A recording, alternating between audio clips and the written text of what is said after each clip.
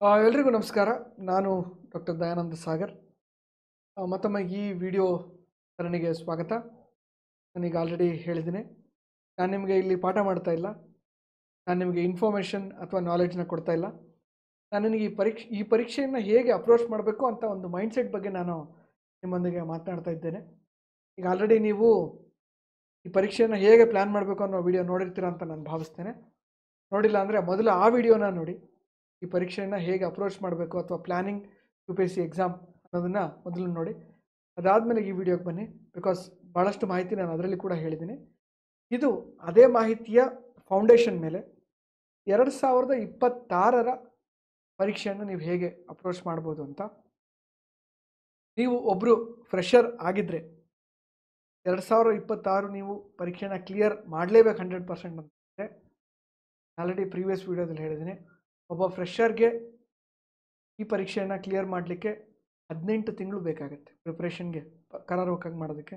So ನಿಮ್ಮ ಹತ್ರ ಇರೋದು 12 ತಿಂಗಳು ಮಾತ್ರ. ಹಾಗಂದರೆ 12 ತಿಂಗಳಲ್ಲಿ ಕ್ಲಿಯರ್ ಮಾಡೋಕ್ಕಾಗದೇ ಇಲ್ವಾ? ನಾನು ನನ್ನ 2023ರ ಪ್ರಿಲಿಮ್ಸನ್ನು ನಾನು 10 ತಿಂಗಳು ಪ್ರಿಪ್ರೇಷನಲ್ಲಿ ನಾನು ಕ್ಲಿಯರ್ ಮಾಡಿದ್ದೀನಿ. ಕ್ಲಿಯರ್ ಮಾಡ್ಬೋದು, ಆದರೆ ಕಂಪ್ಲೀಟ್ ರ್ಯಾಂಕ್ ಲಿಸ್ಟಲ್ಲಿ ಬರಲಿಕ್ಕೆ ನೀವು ಭಾಳ ಹರಸಾಹಸ ಪಡಬೇಕು. ಹಾಗಾಗಿ ಒಂದು ಒಳ್ಳೆ ಪ್ಲ್ಯಾನಿಂಗ್ ವಿಡಿಯೋನ ನೋಡ್ಕೊಳ್ಳಿ, ಒಂದೊಳ್ಳೆ ಪ್ಲ್ಯಾನಿಂಗ್ ಮಾಡಿ 2027ನ ನೀವು 100% ಆಗಿ ಫುಲ್ ರ್ಯಾಂಕ್ ಬರೋವರೆಗೂ ನೀವು ಪ್ರಿಪೇರ್ ಮಾಡ್ಬೋದು. ಇಲ್ಲ ಪ್ರಿಲಿಮ್ಸ್ ಅಷ್ಟೇ ಕ್ಲಿಯರ್ ಮಾಡಬೇಕು ಅಂತ ಇದ್ದರೆ 2026 ಕೂಡ ಪ್ರಿಲಿಮ್ಸ್ ಕ್ಲಿಯರ್ ಮಾಡ್ಬೋದು, ಮೇನ್ಸನ್ನು ಕ್ಲಿಯರ್ ಮಾಡ್ಬೋದು, ಆದರೆ very tricky and very difficult. ಆದರೆ ನೀವು ಈಗ ಆಲ್ರೆಡಿ ಒಂದು ಅಟೆಂಪ್ಟ್ನ ಕೊಟ್ಟಿರೋರಾಗಿದ್ದರೆ, ಒಂದು ಅಥವಾ ಅದಕ್ಕಿಂತ ಹೆಚ್ಚು ಅಟೆಂಪ್ಟ್ನ ಕೊಟ್ಟಿರೋರಾದರೆ ಈ ವಿಡಿಯೋ ನಿಮಗೋಸ್ಕರ. ಈ ವಿಡಿಯೋ ಅಷ್ಟೇ ಅಲ್ಲ, 2026ರ UPSC ಪರೀಕ್ಷೆ ಕೂಡ ನಿಮಗೋಸ್ಕರ. ಅದನ್ನು ಹೇಗೆ ಅಪ್ರೋಚ್ ಮಾಡಬೇಕು ಅನ್ನೋದನ್ನು ನಾನು ಈ ವಿಡಿಯೋದಲ್ಲಿ ಹೇಳ್ತೇನೆ.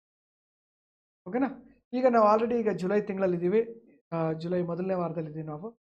So July okay, July, August, September, October, ಜೊತೆಗೆ ಟು ಸಮ್ ಎಕ್ಸ್ಟೆಂಟ್ ನವಂಬರ್. ಇದು ಯಾವುದ್ರ ಮೇಲೆ ಡಿಪೆಂಡ್ ಆಗುತ್ತೆ ಅಂದರೆ, ನೀವು ಇದ್ರ ಹಿಂದೆ ಯಾವಾಗಲಾದರೂ ಪ್ರಿಲಿಮ್ಸ್ ಕ್ಲಿಯರ್ ಮಾಡಿದ್ದೀರಾ ಇಲ್ವಾ ಅನ್ನೋ ಪ್ರಶ್ನೆ ಬರುತ್ತೆ. ಒಂದು ಪಕ್ಷದಲ್ಲಿ ನೀವು ಇದ್ರ ಹಿಂದೆ ಪ್ರಿಲಿಮ್ಸ್ ಕ್ಲಿಯರ್ ಮಾಡಿದರೆ ನೀವು ಡಿಸೆಂಬರ್ವರೆಗೆ ಕೂಡ ಮೇನ್ಸ್ನ ನೀವು ಪ್ರಿಪೇರ್ ಮಾಡ್ಬೋದು.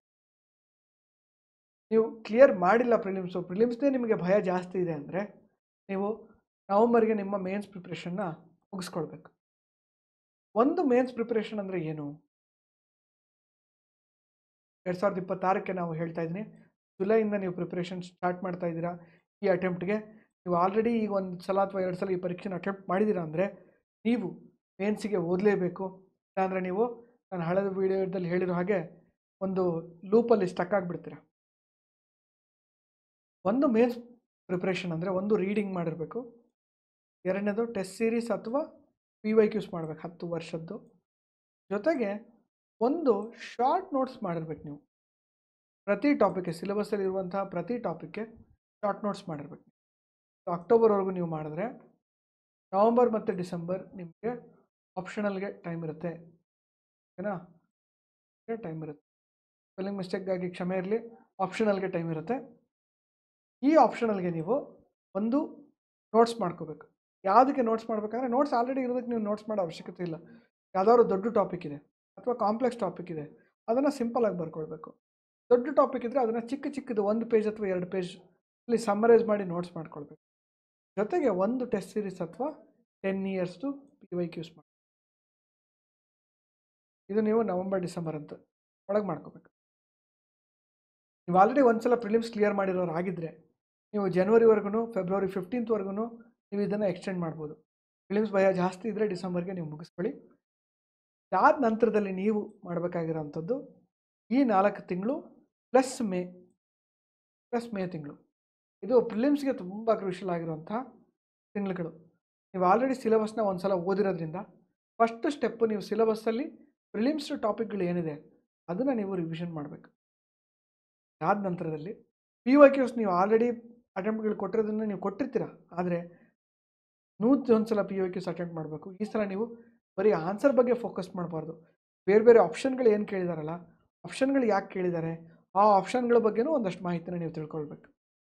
ಅದಾದಮೇಲೆ ಟೆಸ್ಟ್ ಸೀರೀಸ್ಗಳು ನಿಮಗೆ ಫ್ರೀ ಇಂಟರ್ನೆಟ್ಟಲ್ಲಿ ಏನು ಸಿಗುತ್ತೆ, ಫ್ರೀ ಯು ಪಿ ಎಸ್ ಸಿಲಿ ಇರ್ಬೋದು ಅಥವಾ ಮಾರ್ಕೆಟಲ್ಲಿ ಏನು ಸಿಗುತ್ತೆ, ಯಾವ್ದಾದ್ರು 1 ಇಲ್ಲ 2 ಕೋಚಿಂಗ್ ಇನ್ಸ್ಟಿಟ್ಯೂಟ್ದು ಟೆಸ್ಟ್ ಸೀರೀಸ್ ನೀವು ಸಾಲ್ವ್ ಮಾಡ್ಬೋದು. ಎಲ್ಲ ಸಬ್ಜೆಕ್ಟ್ಗೂ ಒಂದೊಂದು 2 ಫುಲ್ ಲೆಂತ್ ಮಾಕ್ ಎಕ್ಸಾಮ್ ಬರೆದ್ರೆ ಬೆಸ್ಟು. ಇದಾದಮೇಲೆ ಈ ಇನ್ಸ್ಟಿಟ್ಯೂಟ್ಗಳು ಕಂಡಕ್ಟ್ ಮಾಡುವಂತಹ ಓಪನ್ ಮಾಕ್ ಎಕ್ಸಾಮ್ ಅಥವಾ ಫ್ರೀ ಮಾಕ್ ಎಕ್ಸಾಮ್ ಏನಿದೆ, ಇದು ಎಲ್ಲ ಇನ್ಸ್ಟಿಟ್ಯೂಟ್ ಅವರು ಕಂಡಕ್ಟ್ ಮಾಡ್ತಾರೆ. ಇದು ಫ್ರೀ ಆಗಿರುತ್ತೆ, ನಿಮಗೆ ಎಕ್ಸ್ಪೀರಿಯನ್ಸ್ ಕೂಡ ಆಗುತ್ತೆ. ಭಾಳಷ್ಟು ಎಕ್ಸಾಮ್ಗಳು ಆಫ್ಲೈನ್ ಇರುತ್ತೆ. ನಿಮಗೆ ರಿಯಲ್ ಎಕ್ಸಾಮಲ್ಲಿ ಹೇಗಿರುತ್ತೋ ಅನುಭವ ಆ ರೀತಿಲಿ ಮತ್ತೊಮ್ಮೆ ಆಗುತ್ತೆ. ಜೊತೆಗೆ ನೀವು ನಿಮ್ಮ ಸ್ಟ್ರೆಂತ್ ಮತ್ತು ವೀಕ್ನೆಸ್ಗಳನ್ನ ನೀವು ಅಂಡರ್ಸ್ಟ್ಯಾಂಡ್ ಮಾಡ್ಕೊಳ್ಬೋದು. ನೀವು ಎಷ್ಟು ಕ್ವಶನ್ ಅಟೆಂಪ್ಟ್ ಮಾಡಬೇಕು, ಯಾವ ರೀತಿ ಅಟೆಂಡ್ ಮಾಡಬೇಕು, 1 ರೌಂಡ್ ಮಾಡೋಕ್ಕಾಗತ್ತಾ, 2 ರೌಂಡ್ ಮಾಡೋಕ್ಕಾಗತ್ತಾ, ಎಲ್ಲ ಎಕ್ಸ್ಪೆರಿಮೆಂಟ್ನ ಇಲ್ಲಿ ಮಾಡ್ಬೋದು. 2023 ನನ್ನ ಮೊದಲನೇ ಅಟೆಂಪ್ಟಿಗೆ ನಾನು ಸುಮಾರು 50ರಿಂದ 60 ಟೆಸ್ಟ್ಗಳನ್ನು ಬರೆದಿದ್ದೆ ನಾನು. ಸೊ ಈ 4 ತಿಂಗಳದ್ದು ಏನು 4 + 1 ತಿಂಗಳು ಕ್ರೂಷಿಯಲ್ ಮೇ ತಿಂಗಳು ಸೇರಿಸಿ ಇಲ್ಲ, ಇದು ನೀವು ಇದರಲ್ಲಿ ಬಳಸಬೇಕು. ಇದ್ರ ಜೊತೆಗೆ ಯಾವತ್ತೂ ನಾವು ಮರಿಬೇಕಾಗಿರೋದು ಮರಿಬಾರ್ದು ಏನಪ್ಪ ಅಂತಂದರೆ CSAT ಎವ್ರಿ ವೀಕ್ ಬರಿಬೇಕು. ಎವ್ರಿ ವೀಕ್ 1 CSAT ಪೇಪರ್ ಮಾಡಲೇಬೇಕು. 1 CSAT ಪೇಪರ್ ಮಾಡಬೇಕು, ಸೊಲ್ಯೂಷನ್ ನೋಡಬೇಕು. ಇದರಲ್ಲಿ PYQs ಆದರೂ ಮಾಡಿ, ಟೆಸ್ಟ್ ಸೀರೀಸ್ ಆದರೂ ಮಾಡಿ, ಫ್ರೀ ಓಪನ್ ಮಾರ್ಕ್ದಾದರೂ ಮಾಡಿ, ಬಟ್ ಮಾಡಲೇಬೇಕು. ಈ ಎಸ್ಸೆ ಏನಿದೆಯಲ್ಲ, ಇದು ವೀಕ್ಲಿ 1 ಎಸ್ಸೆ ನಿಮ್ಮದು ಎಂಟೈರ್ UPSC ಪ್ರಿಪ್ರೇಷನಲ್ಲಿ ಇರಬೇಕು. ಪ್ರಿಲಿಮ್ಸ್ಗೆ ಹತ್ರ ಬರುವಾಗ ಬೇಕಂದರೆ ಇದನ್ನು ನಿಲ್ಲಿಸ್ಬೋದು ನೀವು. ಇದ್ರ ಬದಲು CSAT ಮೇಲೆ ನೀವು ಜಾಸ್ತಿ ಫೋಕಸ್ ಮಾಡ್ಬೋದು. CSATಲ್ಲಿ ಯಾವುದೇ ಕಾರಣಕ್ಕೂ ನಮ್ಮ ಕನ್ನಡದ ಹುಡುಗರು CSAT ಕ್ವಾಲಿಫೈ ಆಗಲಿಲ್ಲ ನಂದು ಅಂತ ಹೇಳಿ ನೊಂದ್ಕೋಬಾರ್ದು. ಯಾಕೆಂದರೆ ವರ್ಷವೆಲ್ಲ ನೀವು ಓದೋದು ಒಂದು ಕಡೆ ಆದರೆ CSATಯಿಂದ ಹೊರಗೆ ಬೀಳೋದು ಇದೆಯಲ್ಲ, ಅದು ಭಾಳ ನೋವು. ಸೊ ನೀವು ಇದನ್ನು ಚಾಲೆಂಜಿಂಗ್ ಆಗಿ ತಗೊಂಡು ನೀವು CSATನ್ನು ಈ ಅಪ್ರೋಚಲ್ಲಿ ಮಾಡಿದ್ರೆ ಸಕ್ಸಸ್ ಗ್ಯಾರಂಟಿ, ಓಕೆನಾ? ಸೊ ಇದು ನಾನು 2026ರ ರೋಡ್ ಮ್ಯಾಪ್ ಹೇಳಿದ್ದೀನಿ. ಇದ್ರ ಜೊತೆಗೆ ಈ ಸಬ್ಜೆಕ್ಟ್ನ ಹೇಗೆ ಅಪ್ರೋಚ್ ಮಾಡಬೇಕು, ಪರೀಕ್ಷೆನ ಹೇಗೆ ಅಪ್ರೋಚ್ ಮಾಡಬೇಕು, ಪ್ರಿಲಿಮ್ಸು ಮೇನ್ಸ್ ಇಂಟಿಗ್ರೇಟೆಡ್ ಹೇಗೆ ಮಾಡಬೇಕು, ಇದೆಲ್ಲ ಆಲ್ರೆಡಿ ನಾವು ಅನೇಕ ಬೇರೆ ವಿಡಿಯೋಗಳಲ್ಲಿ ನಾನು ಆಲ್ರೆಡಿ ಕವರ್ ಮಾಡಿದ್ದೀನಿ. ಈ ಎಲ್ಲ ವಿಡಿಯೋಗಳನ್ನ ನೀವು ನೋಡಿ. ನಾನು ಹೇಳಿದೆ ಅಲ್ಲ, guidance should be free, affordable, accessible and available. ಆ ಕಾರಣಕ್ಕೋಸ್ಕರನೇ ನಾವು ಎಲ್ಲ ವಿಡಿಯೋಗಳನ್ನು ಎಲ್ಲರಿಗೂ ರೀಚ್ ಆಗೋ ರೀತಿಯಲ್ಲಿ ನಾವು ಯೂಟ್ಯೂಬಲ್ಲಿ ಬಿಡ್ತಾ ಇದ್ದೀವಿ. ಸೊ ನಿಮ್ಮ ಪ್ರಯತ್ನ ಮುಂದುವರಿಲಿ. ನಾನು ಹೇಳಿದ ಅಪ್ರೋಚನ್ನು ನೀವು ಫಾಲೋ ಮಾಡಿದ್ರೆ ಕನ್ಫ್ಯೂಷನ್ನು ಇಂದ ನೀವು ಹೊರಗೆ ಬಂದು ಕ್ಲಾರಿಟಿಗೆ ನಿಮಗೆ ಸಿಗುತ್ತೆ. ಜೊತೆಗೆ ನೀವು ಪಡುವಂತಹ ಶ್ರಮ ಅದು ಒಂದು ಸ್ಮಾರ್ಟ್ ವೇನಲ್ಲಾಗುತ್ತೆ. ಸೊ ಇದರಿಂದಾಗಿ ನೀವು ಸಕ್ಸಸ್ಸಿಗೆ ಹತ್ರ ಬರ್ತೀರಾ. ಸೊ ಈ ವಿಡಿಯೋ ಇಷ್ಟ ಆಗಿದ್ದರೆ ಬೇರೆಯವ್ರಿಗೂ ಕೂಡ ತಿಳಿಸ್ಕೊಡಿ. ನಿಮ್ಮ ಜೊತೆಗೆ ಓದ್ತಾ ಇರುವಂಥ ಆಸ್ಪಿರೆಂಟ್ಸ್ ಇರ್ಬೋದು, ನಿಮ್ಮ ಫ್ರೆಂಡ್ಸ್ ಇರ್ಬೋದು, ಅವ್ರಿಗೂ ಕೂಡ ತಿಳಿಸಿ.